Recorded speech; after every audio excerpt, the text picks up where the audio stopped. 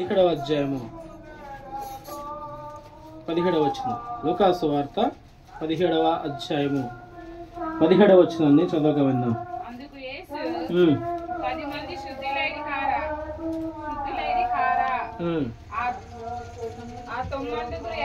ఆ తొమ్మండుగురు ఎక్కడ? ఈ అన్యుడు తప్ప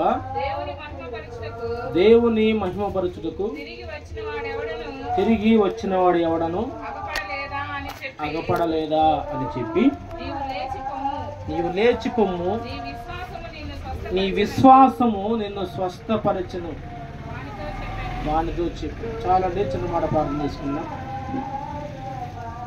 మహాపరిశుద్ధుడా, మహోన్నతుడా, సర్వాధికారి, సర్వశక్తిమంతుడా, మీకు వందనాలు, స్తోత్రాలు చెల్లిస్తున్నాం రాజా.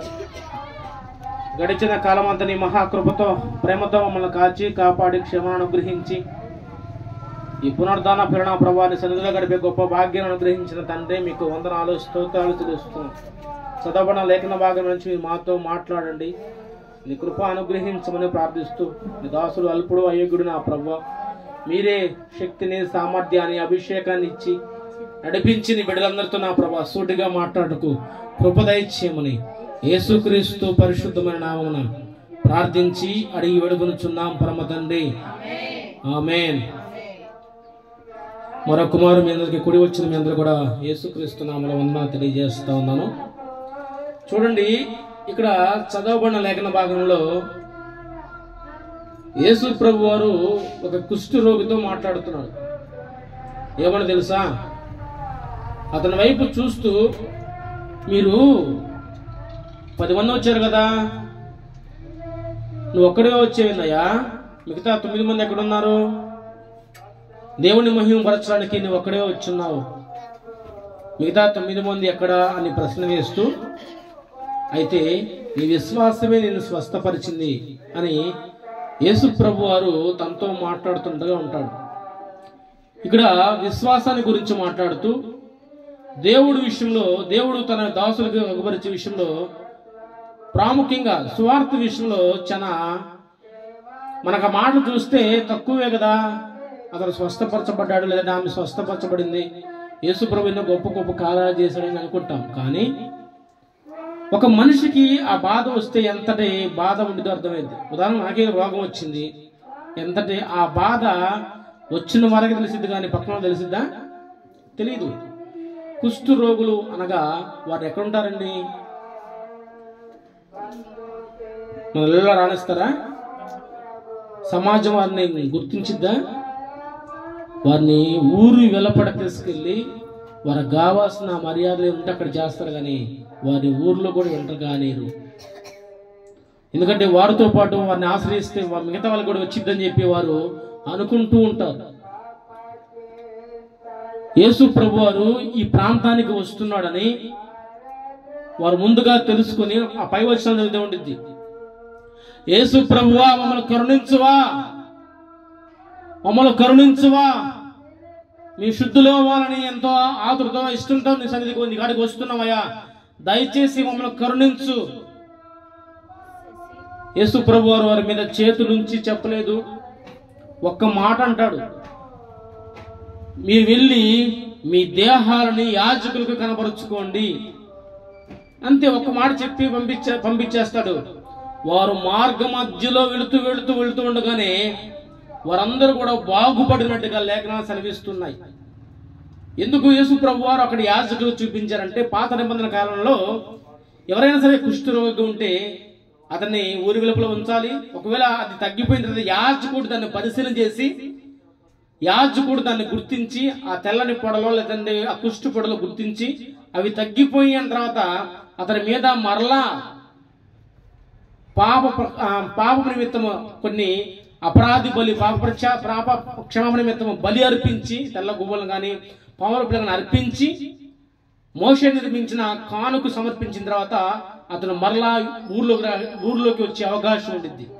అందుకే యేసు ప్రభు వారు ధర్మశాస్త్రాన్ని మితిమీరలేదు. ధర్మశాస్త్రం ప్రకారం మీరు వెళ్ళి మీ దేహాన్ని యాజకులకు చూపించండి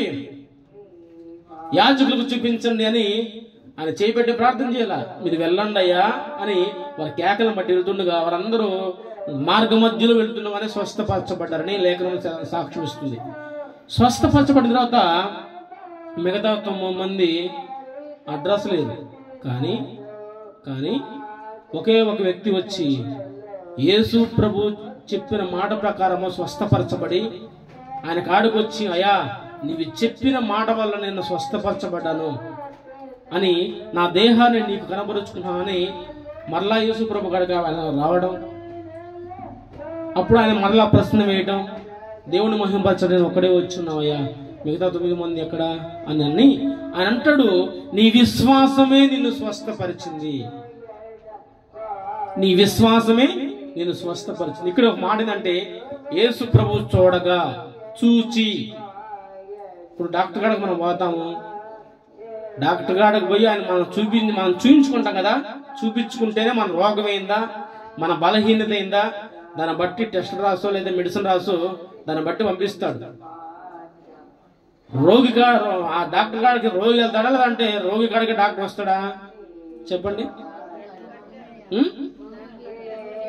మనమే ఛార్జీలు పెట్టుకొని గుండ్రో విజయవాడ పోయి ఓపీ ఫీజులు కట్టి ఆయన కోసం కొంత టైం వేచించి నిరీక్షణతో పోయి లోపల పోయి చూపించుకొని ఆయన రాసిన మెడిసిన్ తీసుకుంటాం. కానీ యేసు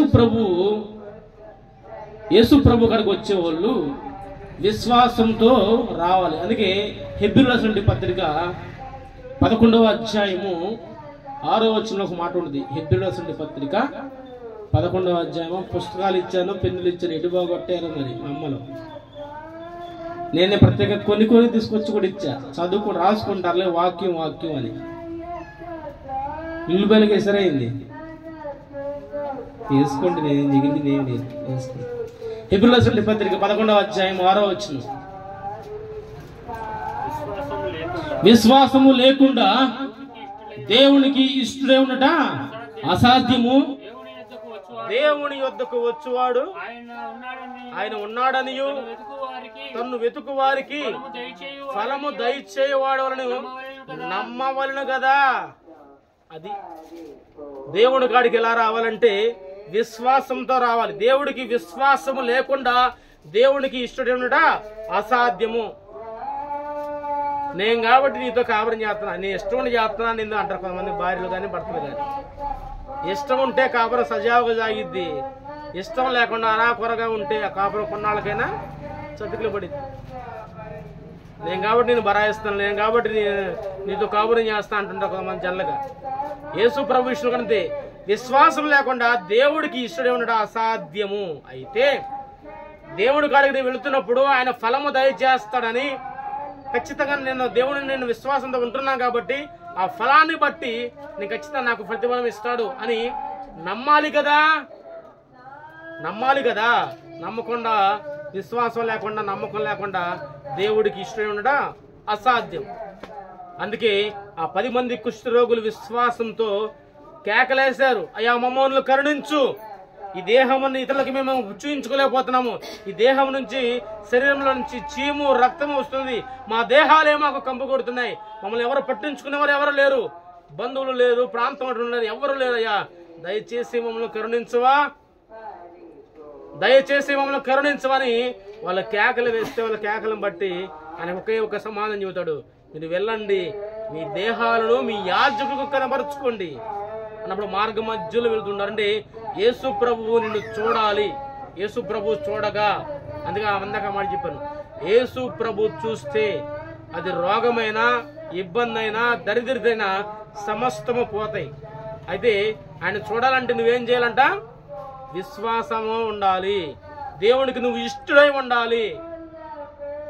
దేవుడు అనుగ్రహించిన పాట ఆదికాండం 4వ అధ్యాయం 4 ప్రకారం దేవుడు ఆ పాటను బట్టి రాసుకుందాం. యెహోవా హేబేలును అతని అర్పణను లక్ష్య పెట్టని మాట ఉండిద్ది. హల్లెలూయా, హల్లెలూయా. ఫ్యాన్ లేకపోయినా ఇసురుకుంటానని చూస్తున్నా, కళ్ళు తేలేస్తున్నారు. అప్పుడే ఆదికాండం 4వ అధ్యాయం 4వ వచనం ఏముండిద్ది? యెహోవా హేబేలును అతన్ని అర్పణను లక్ష్య పెట్టిన మిడిలో ఉండిద్ది అమ్మ మాట. యెహోవా హేబేలును అతన్ని అర్పణను లక్ష్య పెట్టును. చూడండి చాలా డిఫరెన్స్ ఉంటుంది. యెహోవా హేబేలు అర్పణ తీసుకున్నాడని చెప్పలా.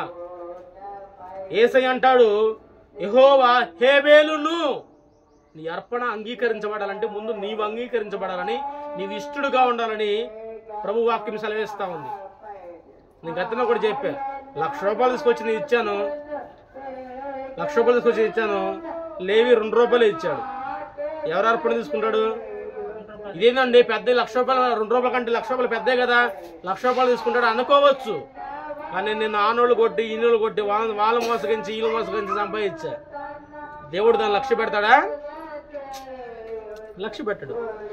అందుకే నీ అర్పణ కాదు దేవునికి నీవంటే ఇష్టమని, నీ అర్పణ కాదు దేవునికి నీవంటే ప్రాణమని,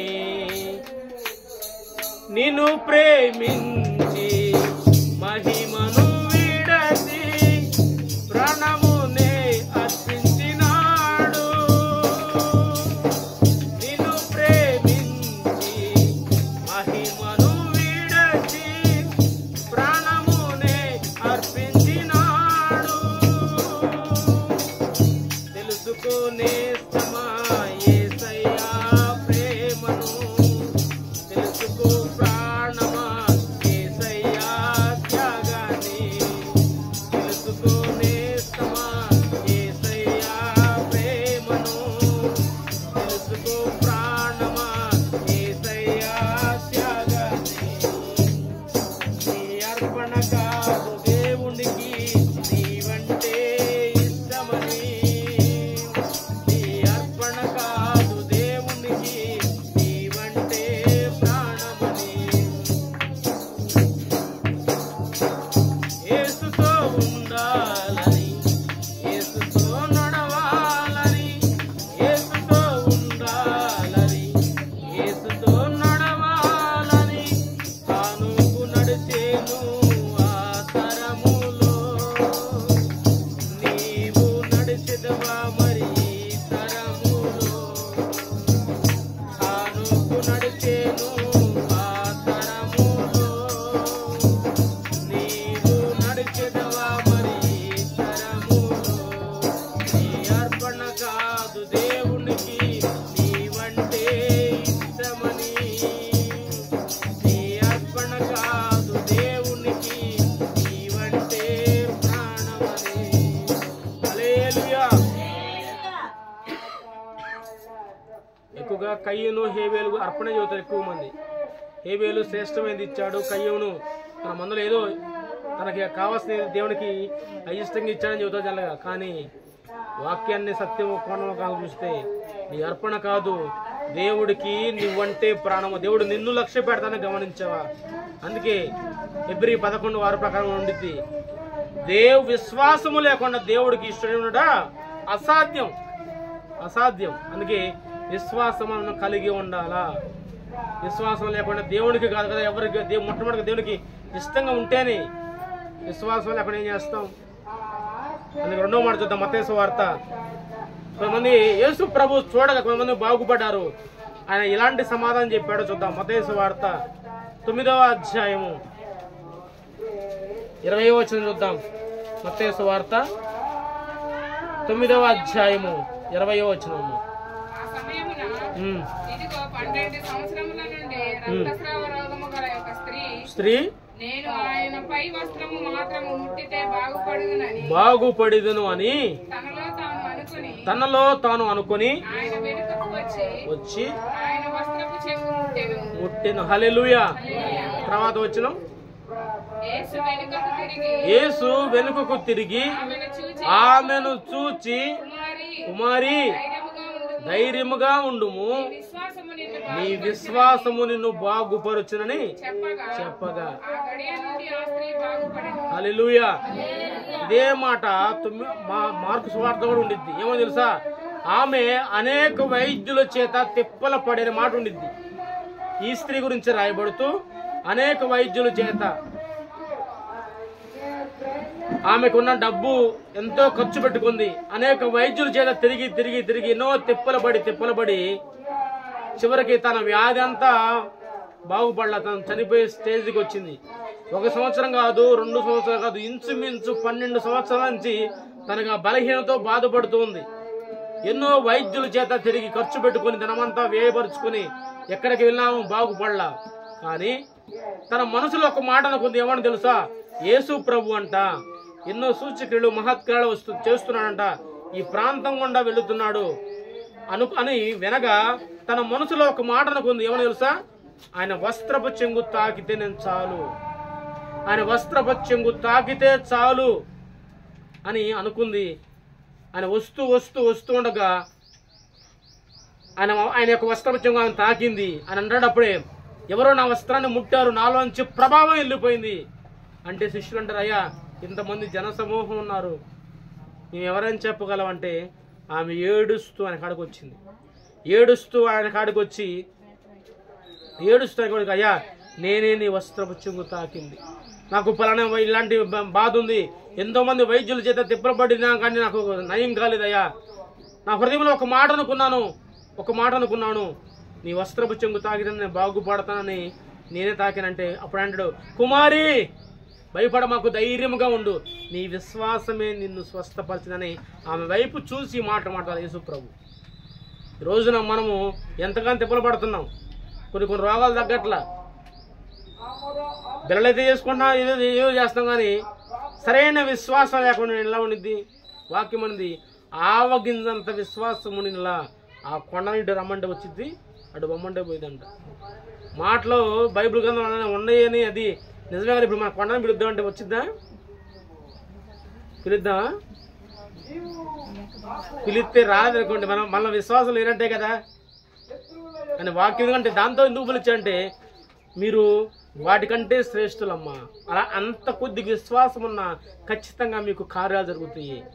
అంటే పిలిస్తే వచ్చిద్ది కాదని పక్కన పెడితే అంత చిన్న విశ్వాసం ఉన్నా చాలు, ఖచ్చితంగా నీకు బాగుపడతావు. హల్లెలూయా, హల్లెలూయా. ఎన్నో సంవత్సరాల నుంచి ఎన్నో వ్యాధులు, ఎన్నో బాధలు పడింది, ఎన్నో ఇబ్బందులు పడింది, ఎంతో మంది వైద్యుల చేత తిప్పలబడి తన ధనమంతా ఖర్చు పెట్టుకుంది, ఎన్నో సంవత్సరాల నుంచి పాపం బాధపడుతూ ఉంది. అయితే యేసు ప్రభు వస్తున్నాడని గమనించి ఆయన కాడికి వెళ్ళింది అనమాట. ఆయన కాడికి వెళ్ళి ఆయన వస్త్రపు చెంగు తాకితే స్వస్థపరచబడింది. ఈ రోజున మనకుందా అలాంటి విశ్వాసం? ఉందా? ఈ రోజున మనుషులు ఎలా ఉన్నారంటే మనుషుల మీద ఆధారపడుతున్నారండి, నేను సేవకుడు అంటే దైవ సేవకుడు, నేను ఈ మాట మాట్లాడాలనుకోమాకండి. స్వస్థత ఇచ్చేది దేవుడు, కానీ ఈ రోజున మనుషులకి భజన ఎక్కువైపోయింది. ఎందుకంటే మనుషుల్ని వాడుకొని దేవునికి ప్రతినిధులుగా ఉండి వారు చేయబట్టి ప్రార్థన చేస్తారు, మంచిదే, అభిషేక్తులు మంచిదే. కానీ ఈ రోజున వారు ఎక్కువగా బాహాటంగా దేవుని మహిమను దొంగిలిస్తున్నారు. కానీ మహిమ చెందాల్సిన ఎవరికంటే దేవునికి చెందాలి, దేవునికి మహిమ మరచాలా. నేను రోజు శాలేమన్ నుంచి ఒక మాట అన్నాను, నేను మనిషినే కదయ్యా, నేను చేయబడితే నాదే ఉండిద్ది, నేను ఇవాళ ఉంటా లేదా రేపు బాగొచ్చు. మీరు కనుక నాకు కరెక్ట్ అనుకోండి, నాకు కనుక నేను శాలేమన్ రావాలి, చేయబెట్టాలి, శాలేమన్ రావాలి, చేయబెట్టాలంటే నాకు కనెక్ట్ అయితే మీరు విశ్వాస భ్రష్టులు అవుతారు. మీరు నాకు కాదు కనెక్ట్ అవ్వాల్సింది, మీరు దేవునికి కనెక్ట్ అవ్వండి.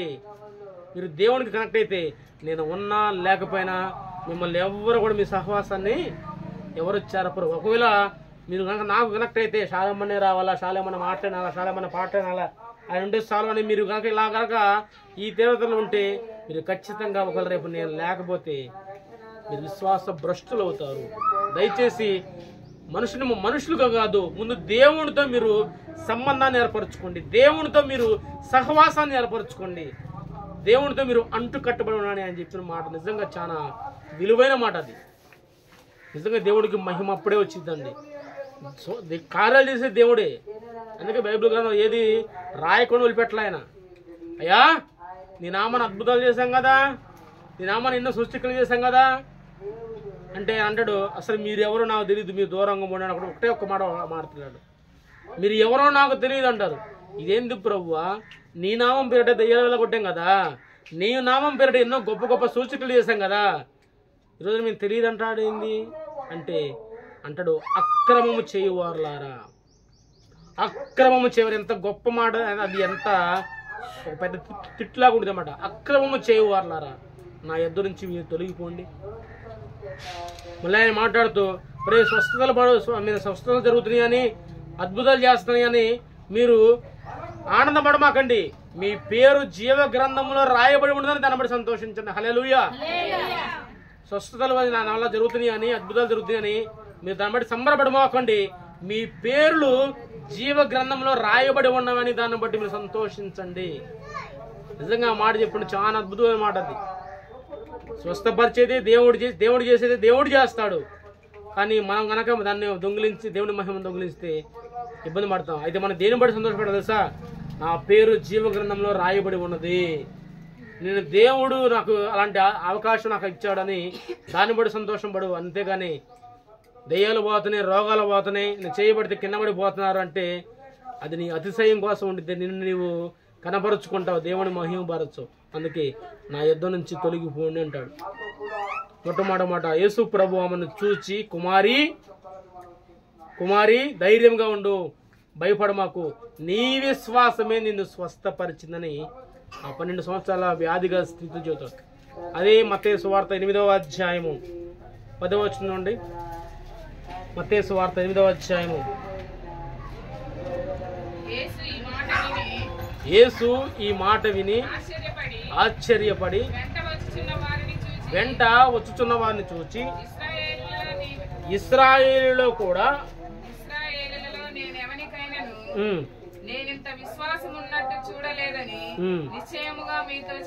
చూడండి, ఇక్కడ ఒక శతాధిపతి యేసు ప్రభు గారికి వచ్చి మాట్లాడుతున్న మాటలు.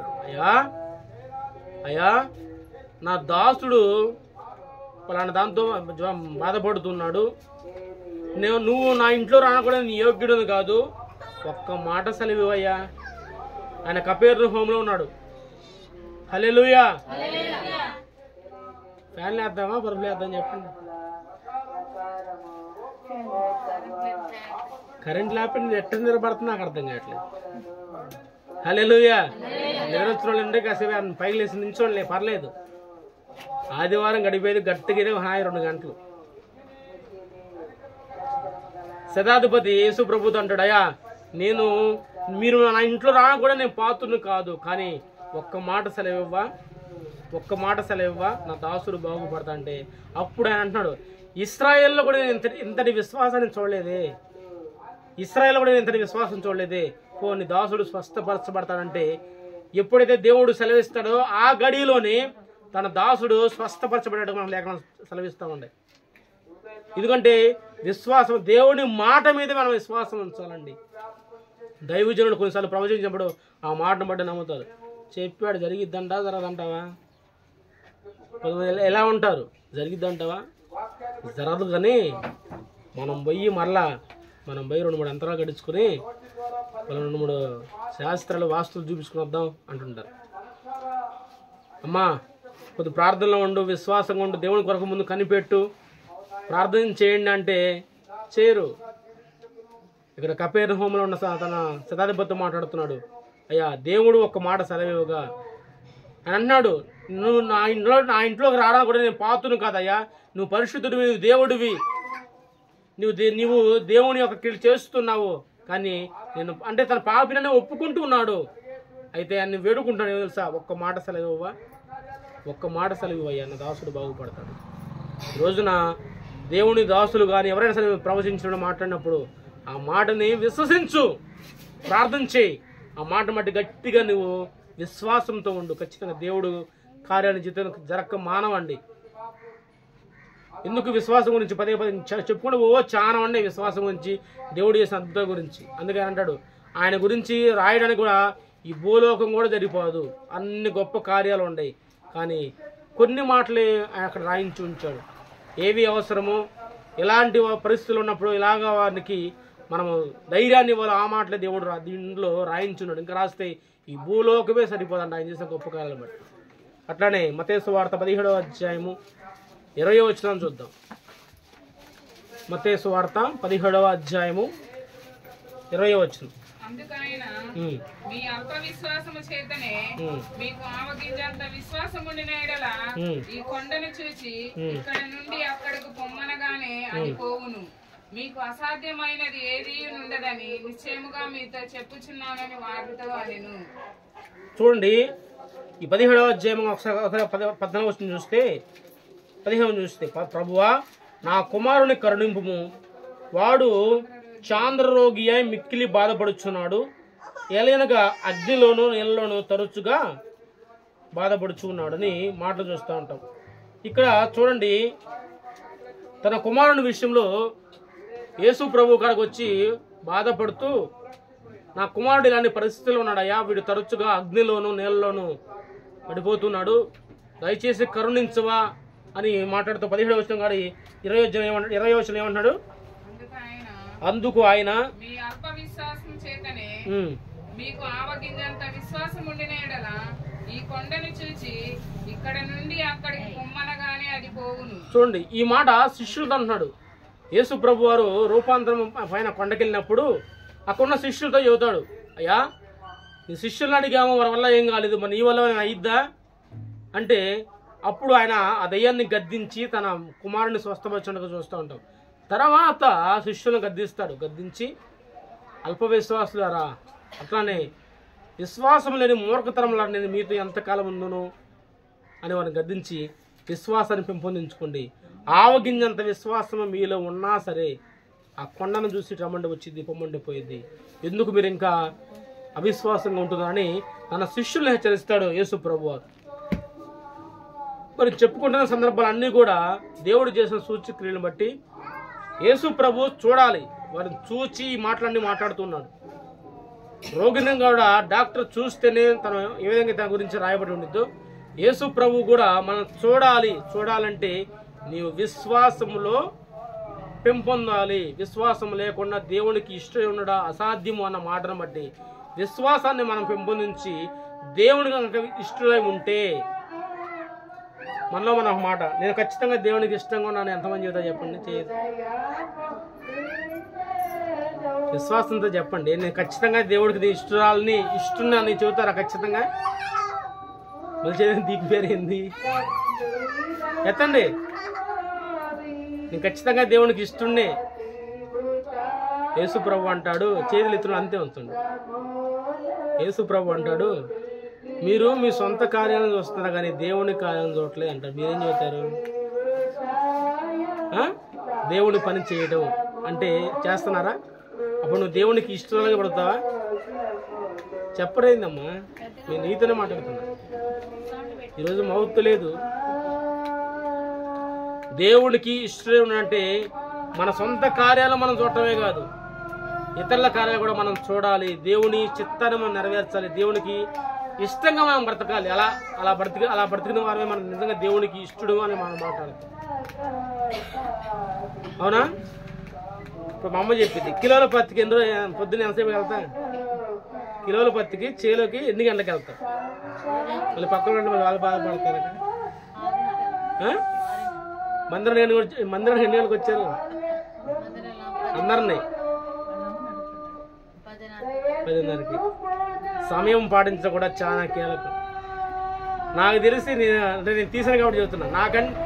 మనం అందరం అప్పుడు చేలోకి 6-6:30 వెళ్ళక ముందే ఒక ఆయన పొయ్యి ఒక 20 కేజీలు పత్తి తీసి ఉంటాడు. ఎవరైనా చెప్పండి? మన మధ్యలో ఉంటాడు.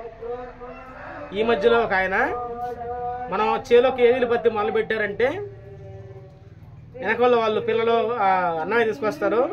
రాకముందు పలానా చేలు అంటే 5 గంటలకు పోయి పత్తి తీసి ఒక 20 కేజీలు తీసి ఉంటాడు ఆయన. ఎవరైనా? బూసి కరెక్టే, బూసి అతను పాపం. అంటే అంతటి ఆతృత వాళ్ళకున్న బాధలు బట్టి పనులు చేయొచ్చు, కాదట్లేదు.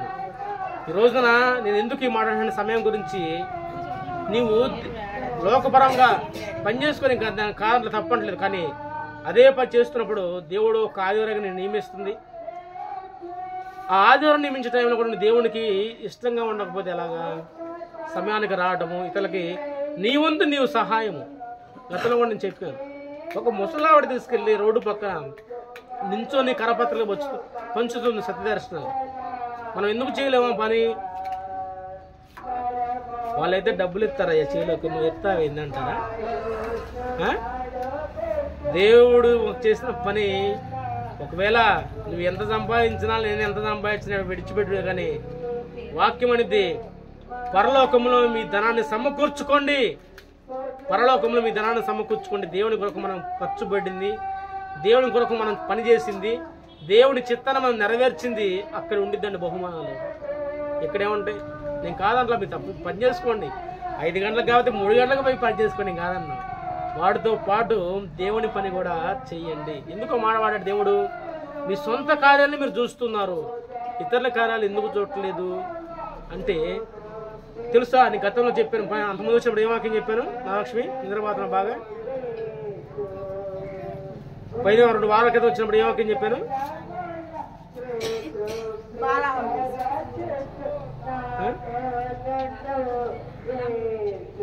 ఇశ్రాయేలుకు దీపం అనే టైటిల్ పెట్టి చెప్పాను, మనం వెలిగించబడాలి, దీపస్తంభమైన దీపం ఉండాలని. నేను ఎందుకు ప్రత్యేకంగా అట్లా మాట్లాడుతున్నా అంటే, వెలిగించబడ్డామమ్మా నువ్వు. ఎందుకు నువ్వు ఇతర కాలం కూడా చూడాలంటే, కొంతమంది చెప్పుకోలేని బాధలు ఉంటారు, కొంతమంది వాళ్ళకి ఎలాగా ఆ బంధకాల నుంచి విడిపించాలో తెలియదు. నేను ఎన్నుకున్నాడు కాబట్టి నువ్వున్నా వారిని దర్శించి దేవుని మాటలు చెప్పి ఆ బంధకాల నుంచి లాగే ప్రయత్నం అన్నా చేస్తాడు అని దేవుడు ఆశపడతాడు. ఏ కాడికి మనము మన పిల్లలు మన పని మన క్రియలు పత్తి ఇయే. సొంత కార్యాలను కూడా చూడండి, సొంత కార్యాలతో పాటు ఇతరుల కార్యాలు కూడా చూడండి. ఎందుకంటే ఒక్క ఆత్మ అయినా సరే మన జీవితంలో, మన జీవిత యాత్ర ముగించే ఒక్క ఆత్మను సంపాదిస్తే నిజంగా అది గొప్ప ఫలం కదా. ఏమో ఒకవేళ అతడే రేపు దైవజనుడు అయ్యి అతడే కొన్ని ఆత్మలు కడితే ఆ ఫలం నీకు కూడా వచ్చింది కదా. నేను ప్రత్యేకంగా మరియమ్మ గురించి ఇది ఎందుకే చెబుతాను. ఆమె బ్రతికున్న దినాల్లో ఆమె ఇప్పుడు ఒక మాటను ప్రోత్సహించేది, వెంకటేష్ నువ్వు సేవ చేయాలి, నువ్వు సేవ చేయాలి. నేను ఎలా సేవ చేస్తానమ్మా, నేను ఏ బైబుల్ ట్రైనింగ్ చేయలేదు, నేను ఎలా చేస్తాను, నా వల్ల కాదనుకుంటా ఉండేవాడిని. ప్రోత్సాహంగా చెప్పేది. దేవుడు కూడా అదే విజ్ఞాపన చేసేది, నీ ప్రాంతంలో సేవ చేయాలయ్యా. బ్యాంక్ వెనకాల వాళ్ళు ఉంటున్న ఇంట్లో దాదాపు 7 వారాల గురువారాలు పెట్టావు, 7 గురువారాలు పెట్టావు. ఈ ప్రాంతంలో ఉండాలయ్యా, ఈ ప్రాంతంలో సేవ చేయాలి, మీరు రక్షించాలయ్యా. మనం కాకపోతే ఇంకెవరు? దేవుని తెలుసుకుని సత్యం తెలుసుకుని మనం కాకపోతే వారికి ఎవరు చెబుతారా సువార్త? ఆ బాధ్యత మంది కదా, అది ప్రభువు మనకి ఇచ్చింది కదా. అందుకే 1 కొరింథీయులకు రాసిన పత్రిక 11వ అధ్యాయము ఆ మాట ఉండిద్ది, ప్రభువు వచ్చు వరకు ఆయన మరణమును మనం ప్రచురించాలి, ప్రభువు వచ్చు వరకు ఆయన మరణాన్ని మనం ప్రచురించాలనే మాట ఉండిద్దండి. అంటే బల్ల తీసుకుంటారా మనము ప్రభువును నిజంగా మనం ప్రకటించేవారుగా ఉన్నామా? సరే, ఫస్ట్ చెప్పిన మాట కంటే విశ్వాసం గురించి నేను చెప్పుకొని వచ్చాను. ఆ 10 మంది వారికున్న బాధలను బట్టి కేకలేసి, అయ్యా మమ్మల్ని కరుణించయ్యా, మమ్మల్ని కరుణించయ్యా, మమ్మల్ని కరుణించయ్యా అని చెప్పి వారు కేకలేశారు. ఆ కేకలను బట్టి వారి మీద ఆయన జాలిపడి, ఇదిగో మీరు వెళ్ళండి, మీరు యాజకుడికి మీ దేహాన్ని చూపించుకోండి అని వారికి అప్పగించి వెళుతున్నప్పుడు అందరూ బాగుపడ్డారు. వారి విశ్వాసం, అందుకే అంటాడు నీ విశ్వాసం నేను స్వస్థపరిచిందని బాగుపడ్డారు. కానీ 10 మందిలో ఎంతమంది వచ్చారు మళ్ళీ వెనక్కి? ఒక్కరు. అందుకే యెషయా గ్రంథము 57వ అధ్యాయము 19వ వచనం చూద్దాం. యెషయా గ్రంథము 57వ అధ్యాయము 19వ వచనం. అబ్బా, వారిలో కృతజ్ఞత బుద్ధి, ఇది చాలా ఇంపార్టెంట్. 10 మంది యేసు ప్రభు కాడికి వచ్చారు. 10 మందిని ఆయన వెళుతున్నప్పుడు ఆయన మాట ప్రకారం అందరూ బాగుపడ్డారు. కానీ ఒకే ఒక్కడు వచ్చాడు. ఎందుకు తెలుసా? కృతజ్ఞత కలిగి వచ్చాడండి. ఈ రోజున మనకు కావాల్సింది అదే, కృతజ్ఞత కలిగి మనం బ్రతకాల, కృతజ్ఞత కలిగి మన దేవుడికి మనము బ్రతకాల. అది ముందు దేవుడికి మనము కృతజ్ఞతలై ఉండాలి. అట్లానే మనల్ని సేవిస్తున్న ఏ విషయమైనా సరే. ఇప్పుడు ఉదాహరణకి మీకు ఇంకా అర్థం కావాలంటే, ఒకసారి అంకం పైన నా కూరేసింది అనుకో, నేను మరలా తిని ఆ గిన్నె కడిగికుండా మరలా కూరేస్తే ఏదో కృతజ్ఞత కలిగి మనకి కూర పెట్టినట్టు. అదే ప్రసారి ఆ యాత్రలో నేను తింటున్నానంటే ఎలా ఉండిద్ది? కృతజ్ఞత హీనులు అవుతాం. ఆమె కొంద కదే పెడుతుందో మనం లేదు కానీ అనుకోమాకండి. ఆమె చేపల కోసి ఇచ్చినప్పుడే మనం పచ్చడాన్ని వేసేయాలి కదా. అది కృతజ్ఞత కలిగి ఉండడం. అందుకే యేసు ప్రభు కాడికి 10 మంది వచ్చారు, 10 మంది బాగుపడ్డారు.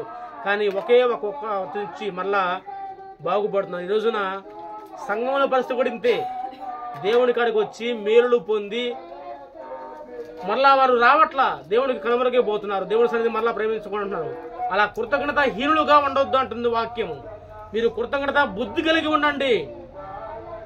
ఆ ఒక్కడే వచ్చాడేమో తెలుసా, యేసు ప్రభు నన్ను రక్షించాడని. నేను పడుతున్న ఈ చీము నెత్తురు ఈ దేహం అంతా పురుగులు పడి కుళ్ళిపోతా ఉంది, ఇలాంటి పరిస్థితుల నుంచి దేవుడు నన్ను విడిపించాడని మరలా దేవుణ్ణి మహిమపరచడానికి కృతజ్ఞతతో దేవుని సన్నిధికి ఆయన మరలా వచ్చాడు. ఈ రోజున అలాంటి బుద్ధి నీకుందా? దేవుని సన్నిధికి నువ్వు వస్తున్నావు, దేవుణ్ణి ప్రేమించని మందిరానికి నువ్వు వస్తున్నావు, దేవుడు చేసిన మేలును నువ్వు పొందుకుంటూ ఉన్నావు, కానీ దేవుని సన్నిధిలో నీకు కృతజ్ఞత బుద్ధి ఉందా? అందుకే వాక్యం అనేది కీర్తనకారుడు అంటాడు, దేవుడు చేసిన ఉపకారాల్లో దేనిని మరవమాకండి, కృతజ్ఞత అర్పణలు అర్పిస్తూ ఆయన గుమ్మంలో ప్రవేశించాలని వాక్యము సెలవిస్తా ఉంది. ఈ రోజున మేలు పొంది కూడా మనము దేవుడికి కృతజ్ఞత బదులుగా ఉన్నట్లా. రేపు నెల నవంబర్ 25 స్టార్ట్ అయితే మనకెళ్ళి కాదులే, ఫారిన్ కంట్రీస్లో 4 రోజులు సెలవు పెడతారు, ఎవరు జాబులు చేయరు.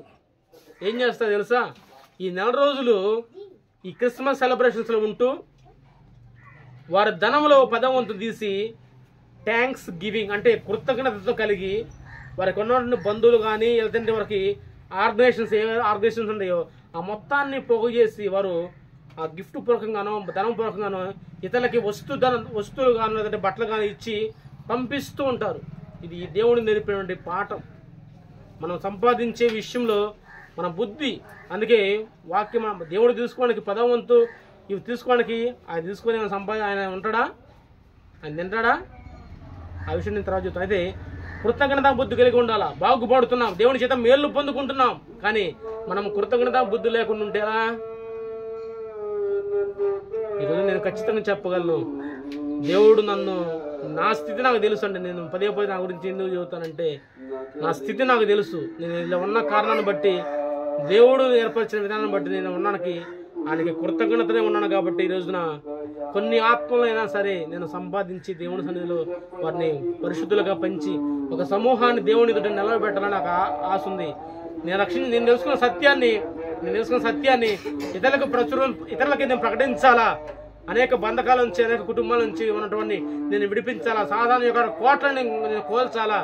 ఒకవేళ నాకు శ్రమలు రావచ్చు, ఇబ్బందులు రావచ్చు, లేమి రావచ్చు, అయినను సరే నా దేవుడిని నేను మహిమపరిచి దేవుని పని నేను చేయాలని ఉన్నాను. అలా కృతజ్ఞత కలిగి ఉన్నాను కాబట్టి ఈ రోజున సంఘం ఏర్పడింది. దేవుడు నీ విషయంలో సరే, ఏ విషయంలో సరే కృతజ్ఞత కలిగి జీవించు. కృతజ్ఞత బుద్ధి మనం కలిగి ఉండాలండి. దావీదు సౌలు విషయంలో, సౌలు పంపించిన ప్రతి చోటకెళ్ళి దావీదు స్వబుద్ధితో పని చేసుకుని వస్తున్నాడు, కృతజ్ఞత కలిగి ఉన్నాడు. మన విషయాల్లో మనం నిజంగా దేవునికి కృతజ్ఞతలై ఉన్నావా? అయ్యా నన్ను రక్షించావు కదా, నేను ఇలాంటి పరిస్థితిలో ఉన్నాను కదా, నా జీవితంలో ఎన్నో మేలు చేసావు ప్రభా, నా బిడ్డల విషయంలో చేసావు, నాకు చేసావు, కానీ నేను నిజంగా నీకు కృతజ్ఞత బద్దులై ఉన్నానా అని ప్రశ్న వేసుకో. నీకు అర్థమైంది, నువ్వు ఉన్నావో లేదో నీకు అర్థమైంది. రెండో మాట, ఫస్ట్ మాట విశ్వాసం. యేసు ప్రభు మనం చూడాలి, చూసి ఆయన మనం భావించినప్పుడు మన విశ్వాసం బాగా పెంపొందుంటే దేవుడికి మనం ఇష్టలుగా ఉంటాం. మన విశ్వాసం ద్వారానే సమస్త కార్యాలు జరుగుతూ ఉంటాయి. రెండో మాట, కృతజ్ఞత బుద్ధి నీలో ఉందా నాలో ఉందా అని పరీక్ష చేసుకో. ప్రత్యేకంగా యేసు అంటాడు, కృతజ్ఞత బుద్ధి గలవారమై అంటే అది లేదనే కదా కొంతమందిలో.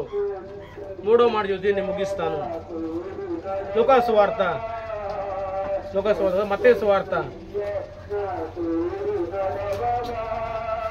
మత్తయి వార్త మూడో మాట చెప్పి నేను ముగిస్తాను. మత్తయి వార్త 26వ అధ్యాయము 34వ వచనం.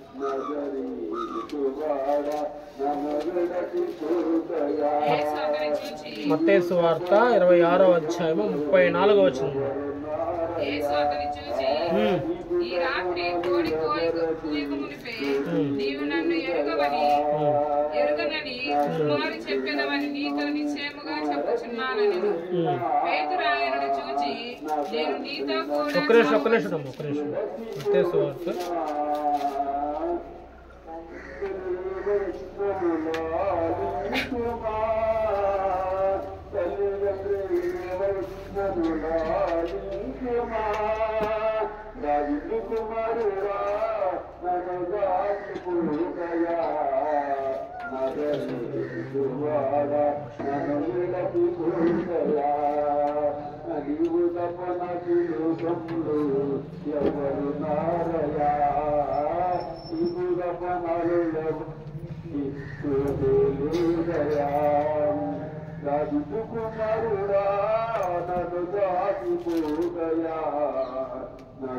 మూడో మాట ఏంటంటే యేసు ప్రభు అన్నాడు, మోషే నియమించిన కానుకను సమర్పించుము. ఈ మాట నా చిన్నతనంలో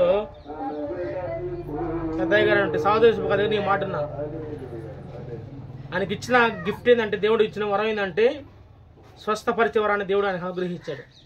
ఆయన చెప్పిన తర్వాత ఆయన చెప్పిన మాట ఏంటంటే, మోషే నియమించిన కానుకని వారు ఇచ్చిన కానీ కృతజ్ఞత మనం చెల్లించాలని మాట. నాకు అర్థం కాలప్పుడు ఆ మాట ఎందుకు ఈ మాట మాట్లాడుతున్నప్పుడు ఆ బైబిల్ ఉంది, నేను ప్రభు జీవితం మన రెఫరెన్స్ మీకు రాసి ఇస్తాను.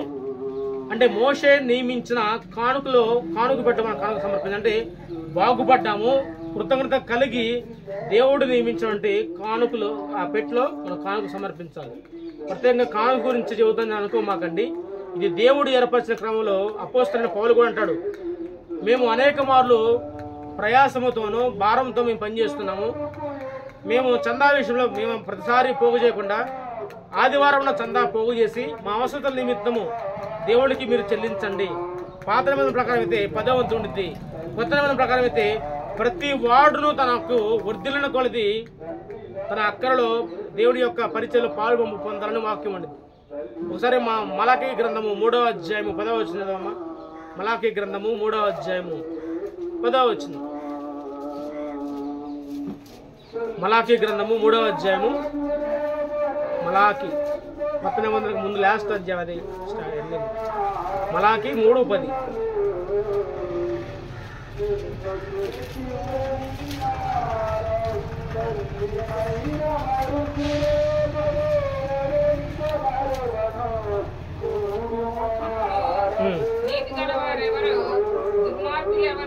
మలాకీ గ్రంథము 3వ అధ్యాయం 10వ వచనం, నా మందిరములో ఆహారము ఉన్నట్లు 10వ భాగమంతయు మీరు నా మందిరపు నిధిలోనికి తీసుకొని రండి. చూడండి, ఇక్కడ సంఘము ఏర్పడినప్పుడు ఆ సంఘానికి సంబంధించినటువంటి కార్యక్రమాలు కానీ అవసరాలు కానీ పరిశుద్ధుల యొక్క పరిచయలు కానీ అట్లానే విశ్వాసులకి ఆహారం పెట్టే విషయంలో కానీ ఇవన్నీ ఎక్కడి నుంచి వస్తాయి? విశ్వాసులే వారికి కృతజ్ఞత కలిగి దేవునికి ఖచ్చితంగా సమర్పించాలి అని వారు తెచ్చినటువంటి ధనులని ఆహారానికి సమకూర్చాలి. విధవరాండ్రులకు అనాథ పిల్లలకు వారికి చేరదీయాలి. వాటితో పాటు పరిచర్యను కూడా మనము వాటి అవసరం మనం చూసుకోవాలి. అందుకే తప్ప ఇది వేరే కారణం బట్టి ఆయనకి ఇచ్చాం, ఆయనకే కమ్మ ఉద్యోగస్తులు ఆయనకి ఇస్తే ఇంకా ఈయన ఎక్కువ అయింది అని అనుకోవచ్చు. కానీ కొంతమంది దైవ సేవకులు సమర్పించుకొని పూర్తిగా దేవుని మీదే ఆధారపడి పరిచర్య చేస్తారు. అప్పుడు వారికి ఏంది? వారిని పోషించాల్సిన బాధ్యత సంఘాందే. వారిని పోషించాల్సిన బాధ్యత వారి అవసరాలు కానీ పరిచర్య విషయంలో కానీ ఆహారంలో దండం ఉండే విషయంలో కానీ సమస్తాన్ని వారి విషయంలోనే సంఘమే పోషించాల. అందుకే పౌలు అంటాడు కొన్ని విషయాలు దశలోని రాసిన 2వ పత్రిక 3వ అధ్యాయము,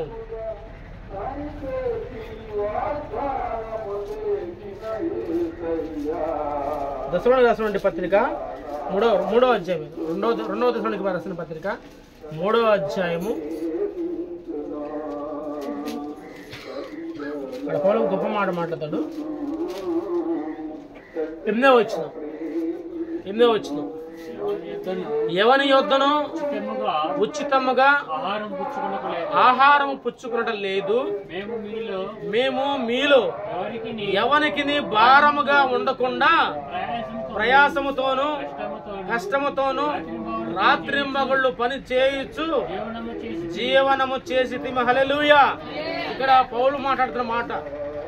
కొంతమంది సేవలు కూడా ఇలాంటి సమర్పణ ఉండిద్ది. ఎందుకంటే వారికి ఉండిచ్చు ఉండకపోవచ్చు, వాళ్ళ ధనం మనకి ఎందుకులయ్యా, రాత్రి మగలు మనం కూడా కష్టపడదాము, పని చేసుకుందాం, వాటితో పాటు సేవ చేద్దామని ఆలోచన ఉండిద్ది. ఇక్కడ పౌలు అంటాడు, వారు కుట్టే వృత్తి తెలుసా, డేరాలు కుడుతూ ఉంటారు.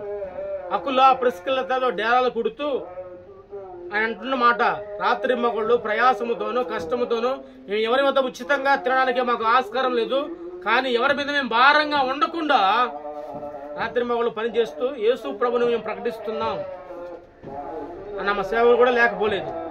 అయితే కొంతమంది సమర్పణగా ఉంటూ సేవకుల విషయంలో వారు ఇచ్చే సమస్తంలోనే దేవుని యొక్క పరిచయ ఆహారం ఉండాలి, విధవరాండ్రులు అట్లా అనాథ పిల్లలను వారు పోషించాలి.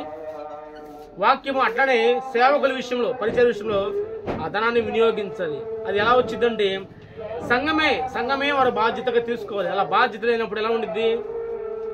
బాధ్యత రహితంగా ఉండిద్ది, కృతజ్ఞత లేని వారుగా ఉండిద్దండి. అందుకని ఈ 3 విషయాలు ఎవరో కనపడతాయి తెలుసా? ఆ యొక్క కుష్ఠరోగి విషయంలో కనపడతాయి. అతడు కేకలు వేసి తన రోగాన్ని నయం చేసుకున్నాడు ఒకటి, మళ్ళా కృతజ్ఞత బుద్ధి కలిగి వచ్చి దేవుణ్ణి మహిమపరిచాడు.